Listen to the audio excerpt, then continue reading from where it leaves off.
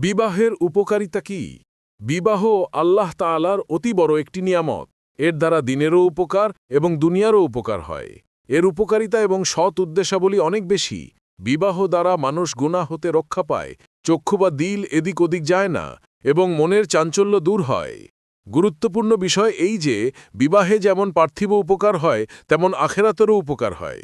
কেননা পার্থিব উপকারিতা ঘর গৃহস্থালির সুশৃঙ্খলা তো আছেই, তাছাড়া হাদিস শরীফে আছে স্বামী স্ত্রী যে সময় মতো গোপন ঘরে বসে প্রেম আলাপ বা হাসি ঠাট্টা করে তার সওয়াব নফল নামাজের চেয়েও কম নয়। অন্য হাদিসে বর্ণিত আছে নবীজি বলেন যে তোমরা যদি ধনী হতে চাও তবে বিবাহ করো। ইবনে কাসির। তবে নিয়ত থাকতে হবে পবিত্রতা সংরক্ষণ ও সুন্নত পালনে বিবাহ করার, অতঃপর আল্লাহর উপর তাওয়াক্কুল ও ভরসা করার। মূল কথা হলো ১. বিবাহের মাধ্যমে একজন মুমিন বান্দা আল্লাহর কাছে পবিত্র হওয়ার রাস্তা পায়। ২. বিবাহ করা সকল রসুলের সুন্নত। ৩. বিবাহ করা নবীজির আবশ্য। ভিডিওটি ভালো লেগে থাকলে লাইক, শেয়ার আর সাবস্ক্রাইব করে পাশে থাকবেন।